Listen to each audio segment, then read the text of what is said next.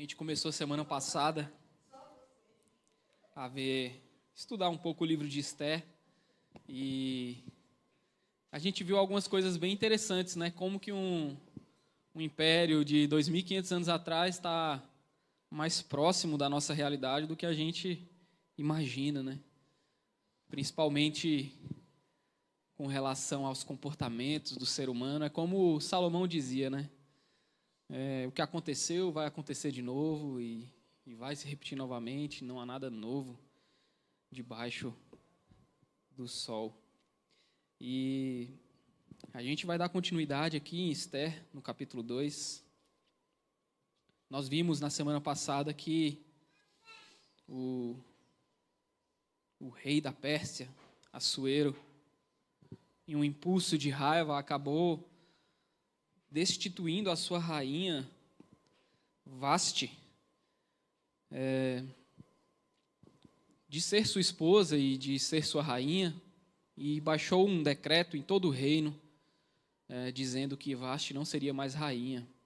E com isso ele esperava que as mulheres respeitassem os seus maridos.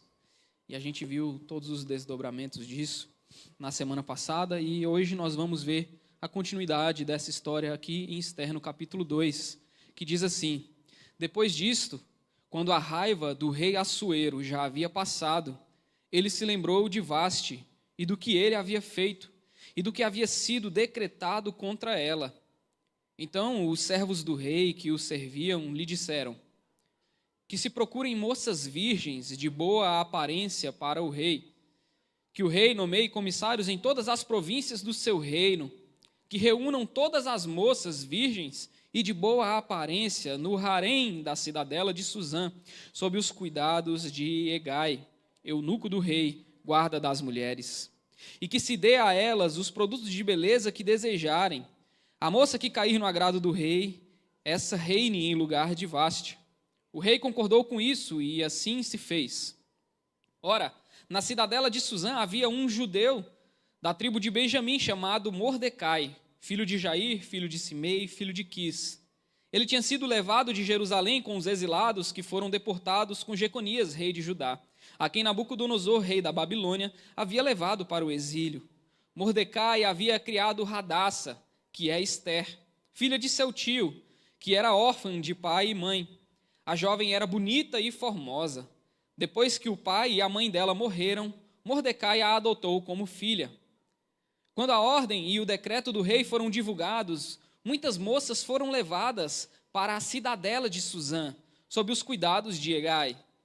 Levaram também Esther ao palácio real e a entregaram aos cuidados de Hegai, guarda das mulheres.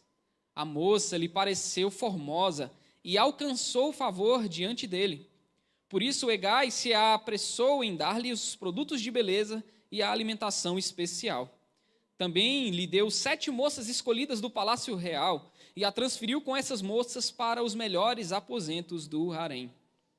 Esther não havia declarado o seu povo e nem a sua parentela, pois Mordecai lhe havia ordenado que não dissesse nada a respeito disso. Mordecai passeava todos os dias diante do pátio do harém para saber como Esther estava passando e o que ia acontecer com ela.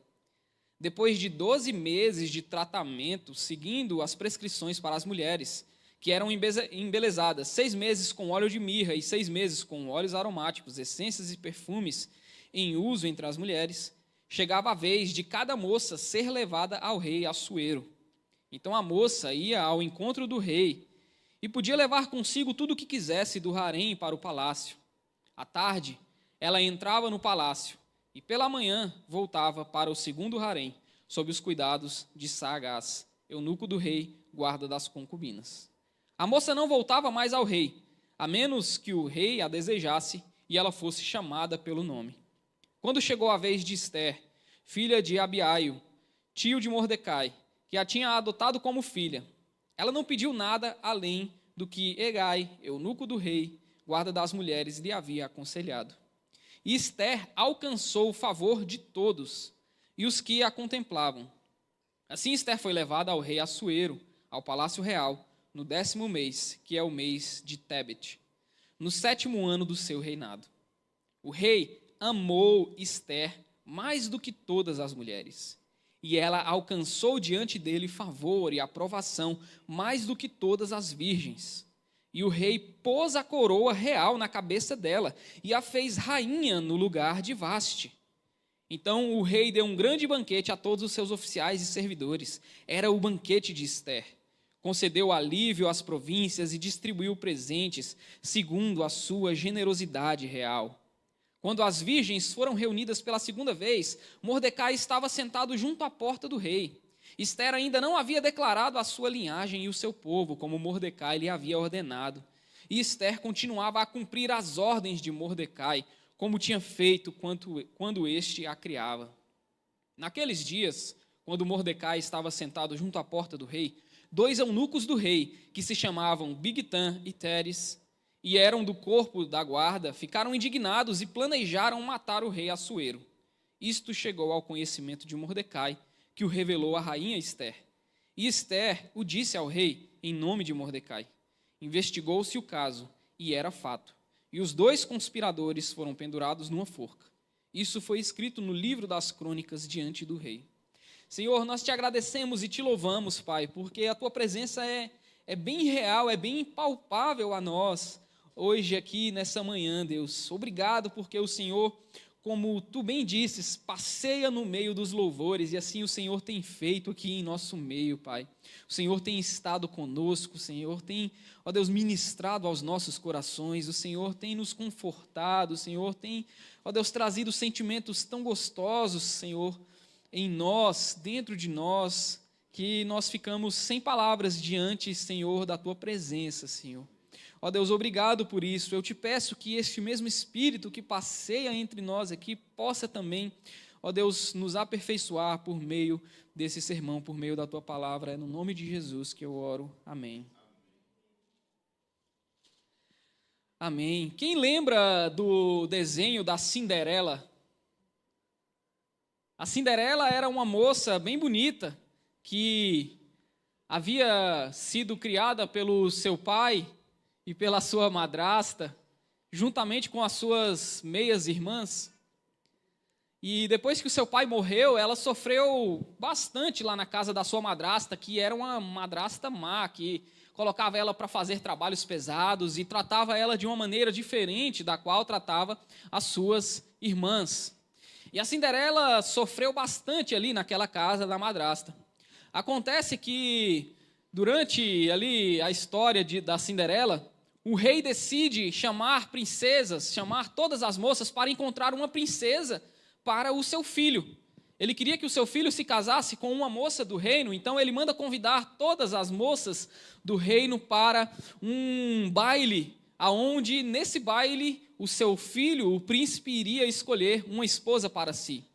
E aí esse convite chega em todas as casas e também chega na casa da Cinderela, mas a madrasta fala que a Cinderela não iria para o baile. Ela disse que Cinderela continuaria trancada naquele quarto e não poderia comparecer ao baile para se fazer uma pretendente ali para o príncipe. Acontece que a fada madrinha aparece, faz a mágica, Cinderela, de repente, de uma abóbora, vê uma carruagem e faz um vestido para Cinderela, roupas lindas, ela é maquiada por aquela mágica, os ratinhos viram os cavalos da carruagem e ela vai ao baile, aonde ela encontra com o príncipe, dança com o príncipe a noite toda, mas a mágica iria acabar à meia-noite, então ela sai correndo logo à meia-noite e deixa cair um sapatinho de cristal que o príncipe pega, e depois, no decorrer da história, ele vai procurar quem era aquela linda moça que havia dançado com ele no baile.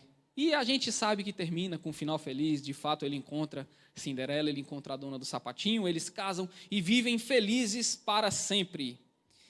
Os contos de fadas são assim, meus irmãos. Nos contos de fadas, sempre tem um final feliz, nós temos heróis, nós temos vilões. A vida nos contos de fadas, ela é um pouco mais simples do que de fato é na vida real. A vida real é um pouco diferente. O mundo secular, o mundo da casa da Pérsia e o mundo da nossa casa aqui, do século 21, não são tão românticos quanto um conto de fadas. A realidade secular, ela é um pouco mais dura. Como nós acabamos de ler aqui, assim como no desenho da Cinderela, não era o príncipe, mas o rei agora está procurando uma nova esposa para si. Mas diferente do conto de fadas, aonde tudo é bonito, aonde há um convite, aonde as moças vão apenas se quiserem para encontrar um príncipe encantado e após se casarem com ele serão felizes para sempre. No mundo real, no mundo secular, a realidade é um pouco mais dura. O rei baixa um decreto e manda reunir todas as virgens, as mais belas do reino, das suas 127 províncias. Não é um convite, é um decreto. Ele envia comissários, ele envia soldados que fossem visitar todas as províncias e todas as casas em busca de virgens lindas, formosas, jovens, que pudessem ser trazidas à força por meio do decreto para uma casa, um harém, aonde seriam reunidas essas virgens. E o próprio rei, após um processo de 1 ano de embelezamento, iria experimentar cada uma dessas virgens. É isso mesmo. Ele iria experimentar. Elas iriam se deitar com ele, uma após outra. E aquela que ele escolhesse para ser sua rainha, seria rainha. As outras seriam levadas a uma outra casa agora, das concubinas, para que se um dia o rei bem quisesse chamá-la novamente para experimentar dela mais uma vez, ele chamaria, senão ela iria morar para sempre ali naquela casa. Ela não poderia se casar, não poderia ter filhos, ela não poderia ter uma vida diferente, ela viveria trancafiada no harém. Essa é a realidade secular, bem diferente da realidade da Cinderela. As moças seriam sequestradas, é isso mesmo. Imagine você, se você tivesse uma filha linda, formosa, uma filha bela, que você investiu ali, sabe, na educação dela, você investiu na alimentação dela, você cuidou dela desde pequeno, e aí você pega essa sua filha, cuida dela com todo cuidado, mas em um determinado dia o rei decide que ele vai levar todas essas moças para a cidadela, para o harém dele. E assim, sem mais nem menos, você perde a sua filha e ela é levada para o rei. Era um sequestro mesmo. Elas eram coagidas e forçadas a irem para o harém real. Acontece, meus irmãos, que se você for parar para observar, numa realidade como a realidade aqui da Casa da Pérsia, é feio isso. As moças seriam sequestradas? Sim. Mas a maioria delas queriam, de fato, fazer parte disso. Sabe, uma vida dura, uma vida pobre, uma vida de 2.500 anos atrás, aonde na maioria das famílias, das províncias do reino da Pérsia, existia muita fome, pobreza, serviços pesados. Ninguém sabe como que seria a vida dessas mulheres. Então, para elas, pelo menos para a maioria delas, ser escolhidas para irem morar no harém real, mesmo que isso significasse que elas não poderiam se casar, que elas não poderiam ter filhos, e que talvez numa jogada de sorte, uma entre milhares, seria escolhida a rainha do rei, para elas isso era algo bom. Mesmo que isso significasse ser afastada e separada dos seus familiares e não ter uma vida de liberdade, mas uma vida de uma espécie de escrava sexual de fato. Elas preferiam, talvez, trocar a sua liberdade, trocar uma vida, sabe, com oportunidades, com expectativas, por uma vida onde elas iriam ficar trancafiadas e seriam concubinas do rei. Talvez elas vissem o rei apenas uma vez nas suas vidas, mas para elas, passar um ano sendo embelezadas, comerem de boas comidas e tudo mais, aquilo já significava algo pelo qual valia a pena trocar a sua liberdade. E aqui eu já começo a pensar um pouco sobre nós aqui no século 21.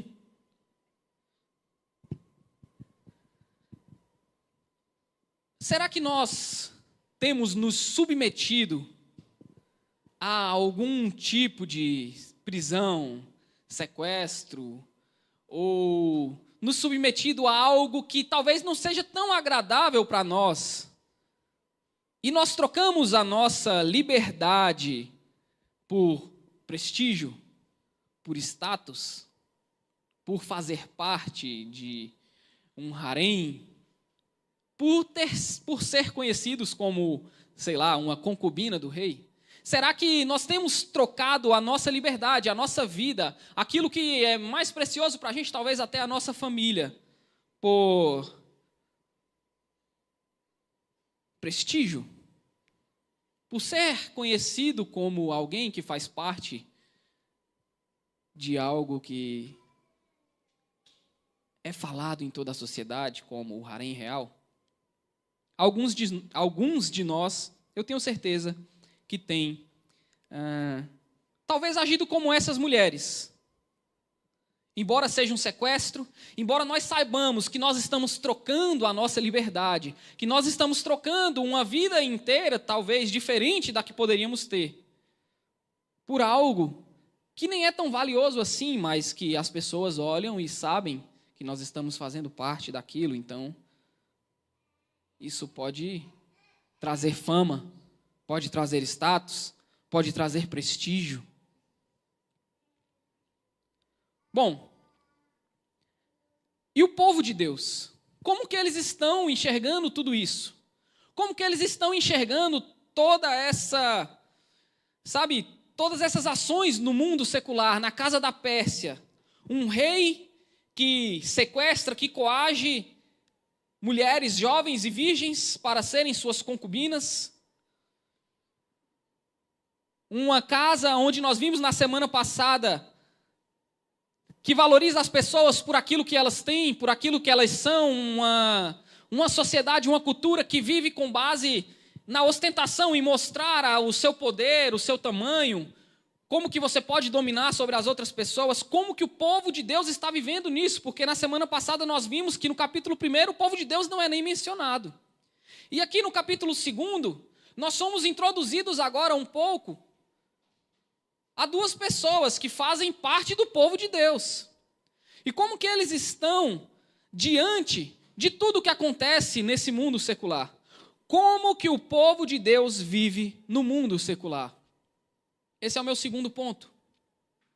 Está a partir do verso 5. O texto vai dizer que na cidadela, vendo tudo isso que acontecia, havia um judeu chamado Mordecai. Esse é o primeiro homem ali que faz parte do povo de Deus mencionado aqui no livro de Esther, na história de Esther.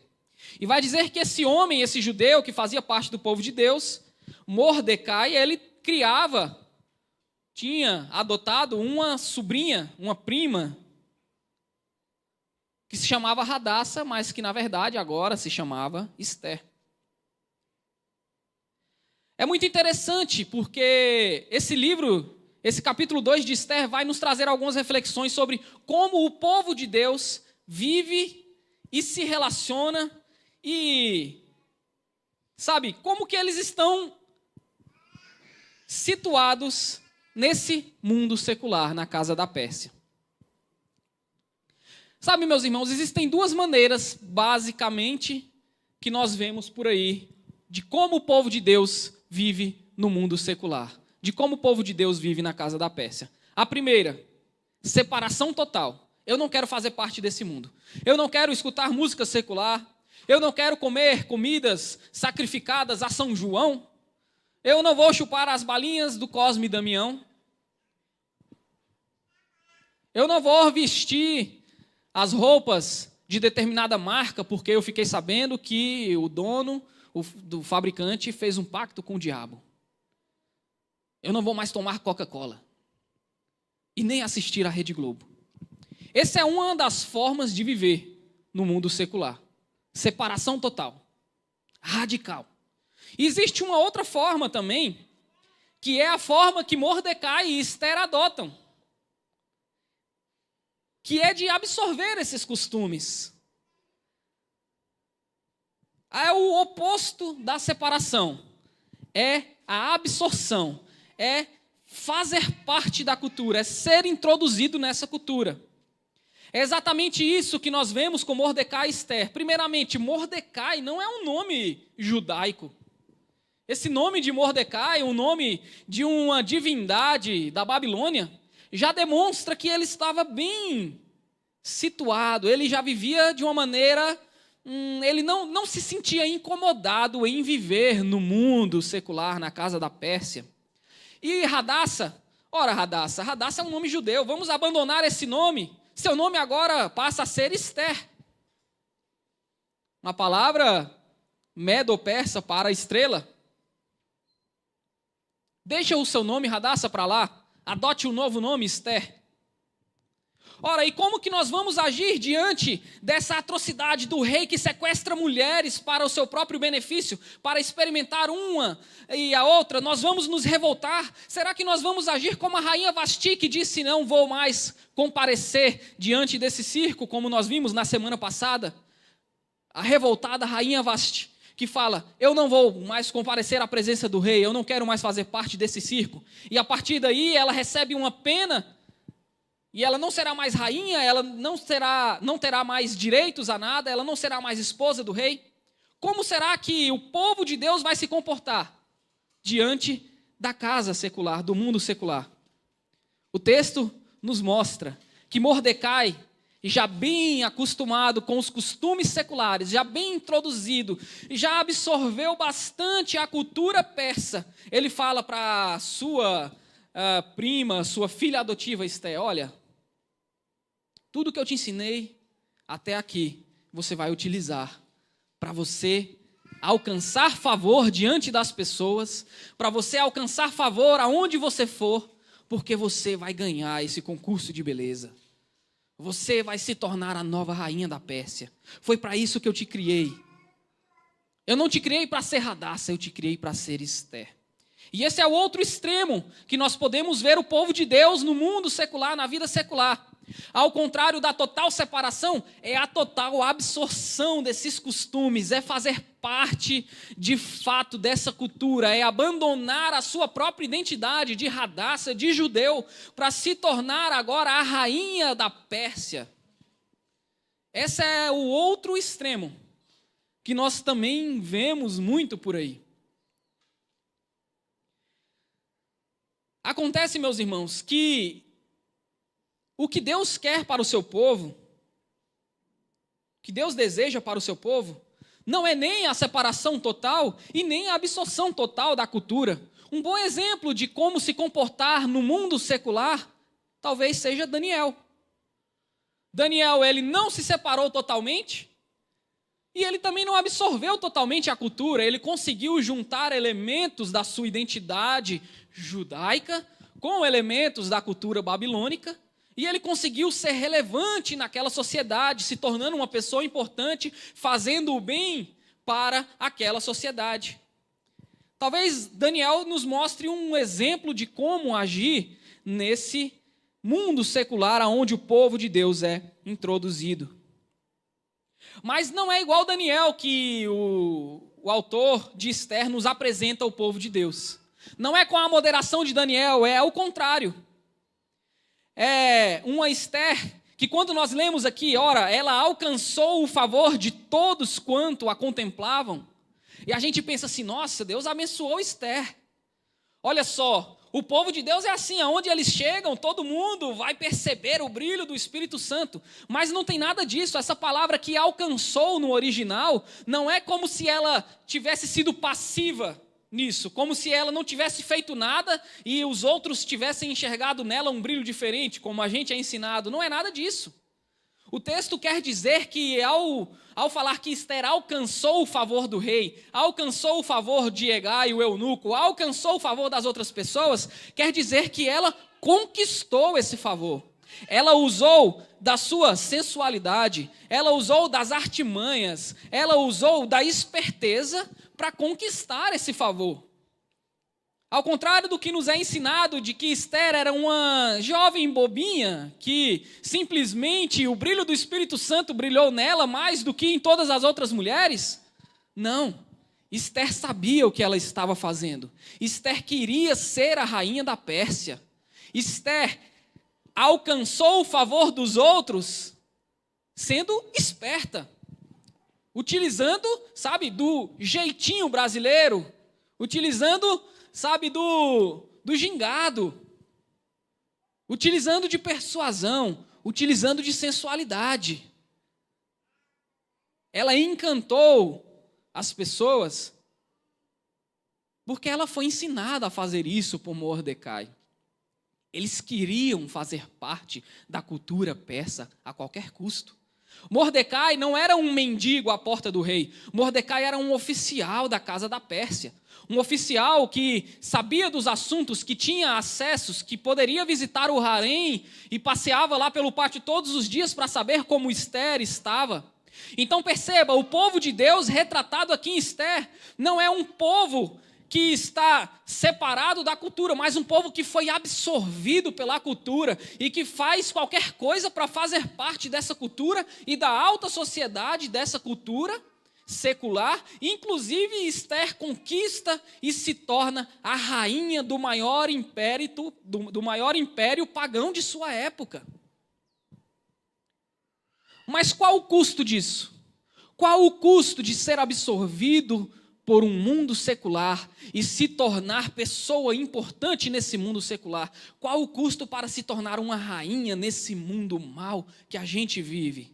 O custo disso é o que Mordecai fala para Esther: esconda quem você é, não diga de onde você veio, esconda a sua linhagem, enterre Radassa para se tornar Esther. Não deixe ninguém saber, o texto vai enfatizar isso por pelo menos 2 vezes. Esconda quem você é. Não diga para ninguém de onde você veio. O custo para se tornar um rei, uma rainha, um oficial do mundo secular é esconder a sua identidade. É viver como Radassa no domingo, mas como Esther de segunda a sábado. É adotar uma nova identidade, máscaras, uma nova pele, é passar por um processo de 1 ano, aonde você vai ser embelezado, aonde você vai ser introduzido aos costumes, aonde você vai ser preparado para poder viver nesse mundo secular, de acordo com o que o rei Assuero quer que você viva. Ora, Vasti era rebelde. Ela não quis fazer parte mais do circo. E o rei falou: nós precisamos achar alguém melhor do que Vasti. Ora, quem melhor do que Esther? Obediente. Ela obedeceu Mordecai durante toda a sua vida. Ela obedeceu Mordecai quando ele falou: esconda quem você é. Ela obedece o rei, ela faz as vontades do eunuco, ela faz as vontades de Mordecai, ela vai fazer as vontades do rei. Esther é bem obediente a esse mundo secular. Ela faz tudo o que o mundo secular quer que ela faça, mesmo que isso custe esquecer as suas raízes, mesmo que isso custe enterrar o seu nome e enterrar a sua fé. É assim que Esther é apresentada para a gente. Sabe, meus irmãos, a lei dizia que era abominação para o povo de Deus se alimentar segundo os costumes do mundo secular. Por isso é que em Levítico existe toda uma prescrição de como um judeu deveria se alimentar. Por quê? Porque tal comida faz mal a outra? Não, porque Deus estava estabelecendo para o seu povo uma maneira diferente de se viver no mundo secular. Eles deveriam se destacar. Eles deveriam ser um outro tipo de pessoa. É como, por exemplo, se você tivesse um copo cheio de água e você colocasse um pouco de gotas de óleo ali. Eles estão juntos, eles estão misturados, eles estão habitando o mesmo copo, o mesmo espaço. Mas você vê uma diferença entre a água e o óleo. Era mais ou menos isso que Deus queria para o seu povo quando Ele faz prescrições de alimentos, prescrições, sabe, de formas religiosas, de sacrifícios e tudo mais. Então, para o que Esther estava fazendo ao passar por todo esse processo de embelezamento, de alimentação, o texto vai dizer que ela comia desses alimentos especiais. Isso, o texto está querendo mostrar para a gente que ela de fato abre mão da sua fé, que ela abre mão das suas raízes, que ela abre mão daquilo para qual Deus havia chamado ela para viver uma vida nova, uma nova identidade, uma vida no mundo secular. É isso que Esther estava fazendo.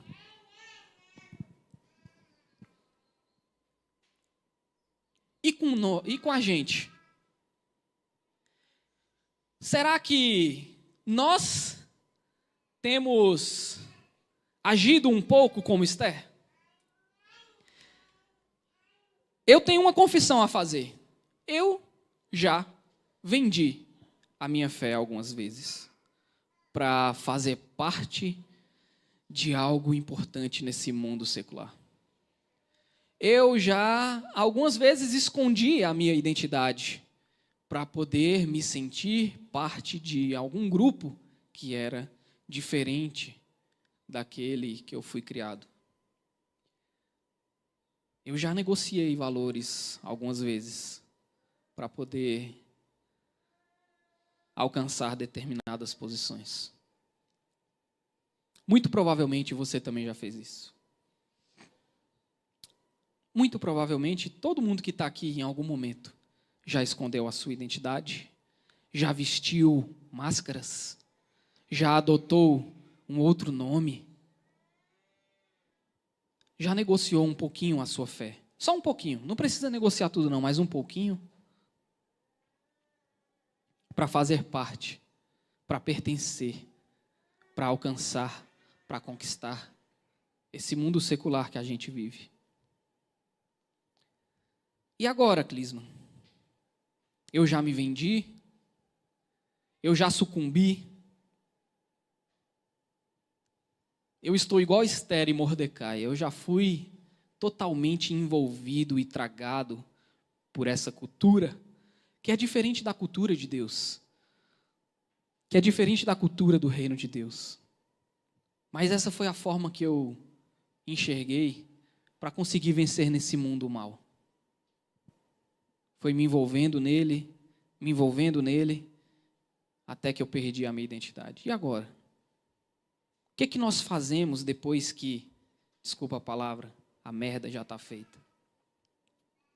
E aí eu vou para o meu terceiro ponto. Deus nos usa apesar das nossas falhas.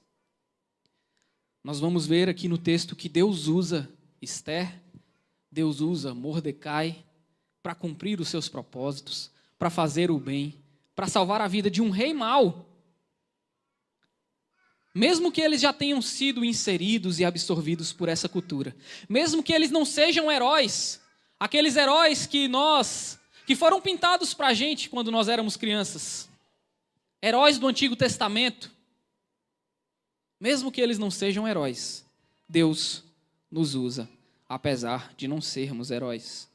Está a partir do verso 21 e vai dizer o seguinte: naqueles dias, quando Mordecai estava sentado junto à porta do rei, 2 eunucos do rei, que se chamavam Bigtan e Teres, e eram do corpo da guarda, ficaram indignados e planejaram matar o rei Assuero.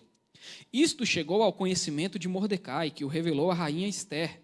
Olha aí eles sendo usados por Deus nos bastidores para fazer o bem.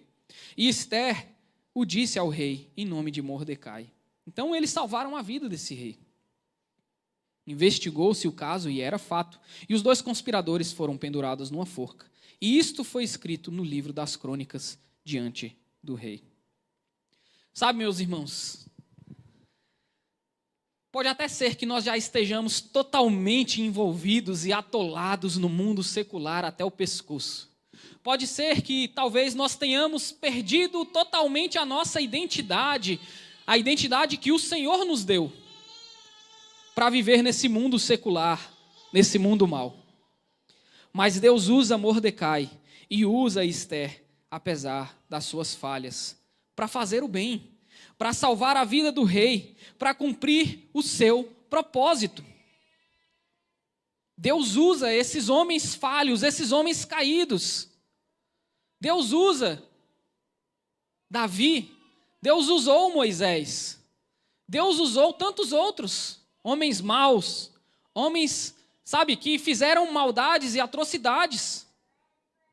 Deus usou esses homens e continua usando homens maus.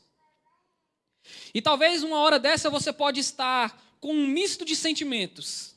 Poxa vida, a minha vida inteira eu pensei que Esther era uma heroína. Mordecai, poxa, eu pensei que Mordecai era um herói. E agora você está me dizendo que eles são vilões? Heróis, vilões, nós somos acostumados a dividir as pessoas assim. Mas a vida real, ela não é igual no conto da Cinderela, que tinha heróis, que tinha vilões. A vida real é como é retratada aqui em Esther. Não é preto no branco, meus irmãos. Nós não temos vilões e heróis como nós bem gostaríamos que tivéssemos. A vida real ela é um pouquinho mais complexa. Ela é um pouco mais complicada do que simplesmente o preto no branco que nós estamos querendo, que nós queríamos que fosse fácil assim. Ó, aqui são os vilões, aqui são os heróis, então é fácil de eu escolher o que eu tenho que fazer, como eu tenho que viver. Mas a vida real, ela não é como no conto da Cinderela. Na vida real, ela é um pouco mais cinzenta do que preto no branco. É um pouco mais misturado. O preto se mistura um pouco mais com o branco. O mal se mistura um pouco com o bem. Heróis que a gente pensavam que eram heróis, daqui a pouco estão tomando atitudes de vilões. E vilões que a gente odiava, daqui a pouco a gente vê fazendo o bem como se fossem heróis. Nós queremos definir heróis e vilões. Nós queremos separar. Basta olhar para a nossa política. Quem aí não tem um herói e um vilão na política? Todos nós temos. A maioria de nós definiu heróis e vilões. Seja na política, seja no trabalho, na família, nos nossos relacionamentos. Ah, fulano de tal fez tal coisa. Ele é um vilão, então... Ah, o fulano aqui me agrada, ele é um herói. A vida não é desse jeito. A vida real não tem heróis de fato. Nós não somos heróis de fato. Esther não é uma heroína. Mordecai não é um herói. E nós também não somos heróis. Não há heróis entre os homens. Não há. Por mais que a gente busque, por mais que a gente queira, não há heróis entre os homens. E quando nós percebemos isso, que nem eu nem você somos heróis, e que o outro, aonde eu projeto as minhas expectativas, ele também não é herói. Talvez ele também não seja vilão. Nem 100% herói, nem 100% vilão. Quando nós percebemos isso, nós estamos um pouco mais perto de encontrar um único herói verdadeiro. O único que não errou, o único que nós depositamos as nossas expectativas e que não frustrou essas expectativas. Um único que nunca vendeu a sua identidade, que nunca colocou uma máscara, que nunca colocou uma segunda pele, mas que foi 100% verdadeiro, que foi 100% quem ele era de fato. E morreu por causa disso. O Cristo Jesus. Quando a gente percebe, meus irmãos, que não somos heróis, fica mais fácil da gente nos desarmar e correr para esse herói verdadeiro e único que é Jesus. Quando nós percebemos que os outros não são heróis e muito menos vilões, fica mais fácil da gente perceber que não vale a pena depositar as expectativas neles, mas sim no Cristo, que foi o único que de fato não errou. Quando a gente percebe isso, nós conseguimos enxergar uma diferença gritante entre o reino desse mundo secular e o reino desse Cristo. Por exemplo, o rei do mundo secular sequestra e coage jovens virgens para serem as suas noivas. O rei, Jesus, fez o oposto do sequestro. O que é o oposto de sequestrar? É resgatar. O rei Jesus, ao invés de sequestrar uma noiva bela e virgem, ele resgata uma noiva suja e pecadora e dá a vida por essa noiva. E de fato, com Jesus, nós começamos sim a passar por um processo de embelezamento, como Esther passou. Mas Esther passou por um processo de embelezamento secular.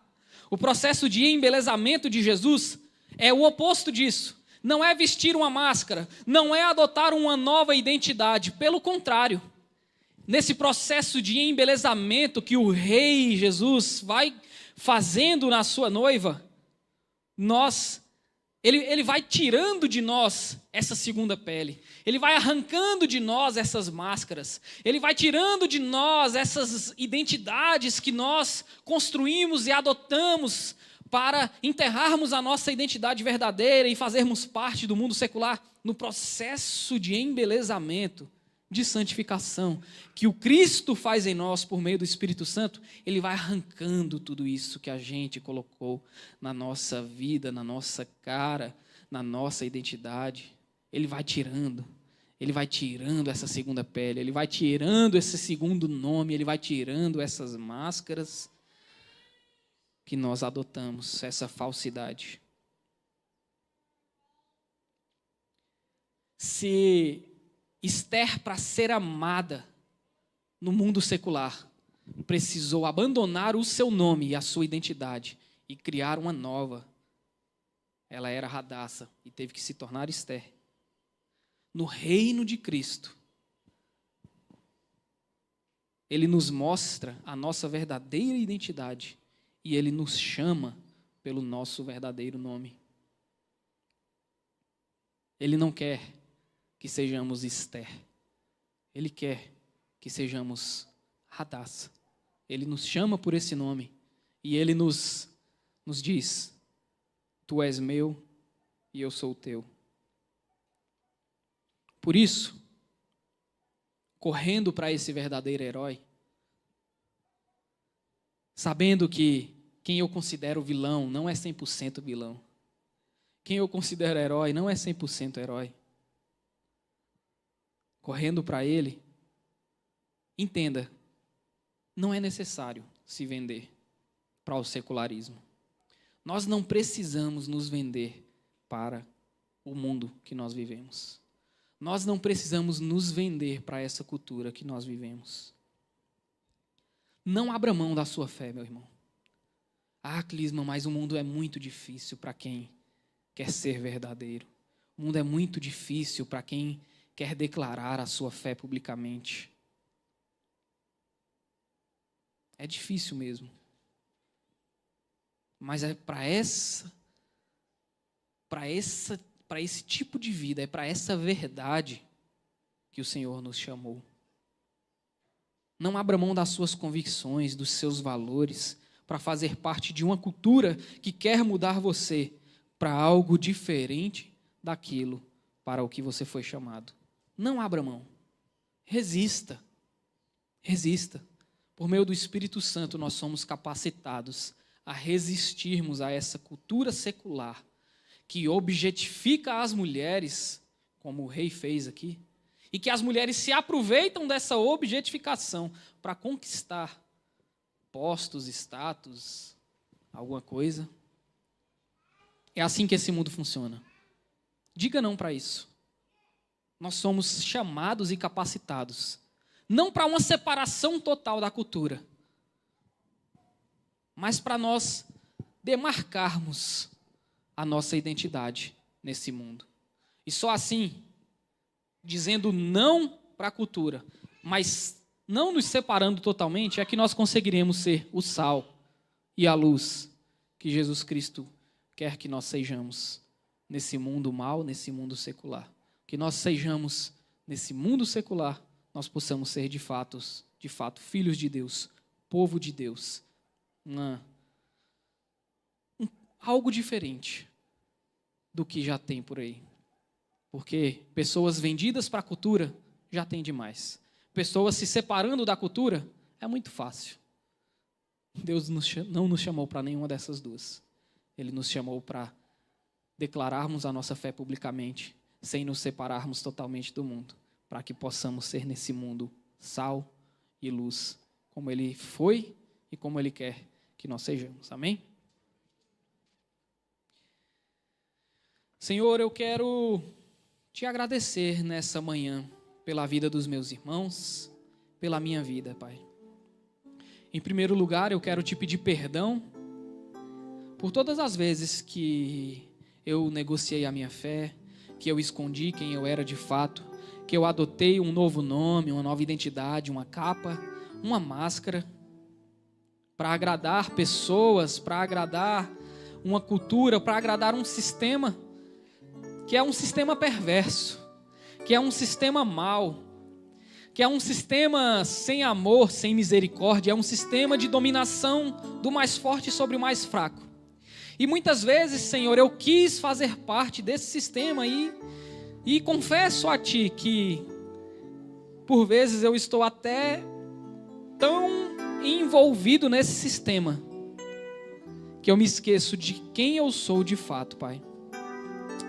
Por isso eu quero te agradecer nessa manhã, porque o Senhor me chama pelo meu nome e me diz que eu sou teu, e me diz que eu sou teu filho, e diz para todos os meus irmãos que estão aqui que eles são povo teu, que eles são filhos teus, chamados não para nos conformar com esse mundo, mas para transformarmos a nossa realidade, o nosso trabalho, a nossa família, segundo a tua vontade, segundo o teu entendimento, Pai.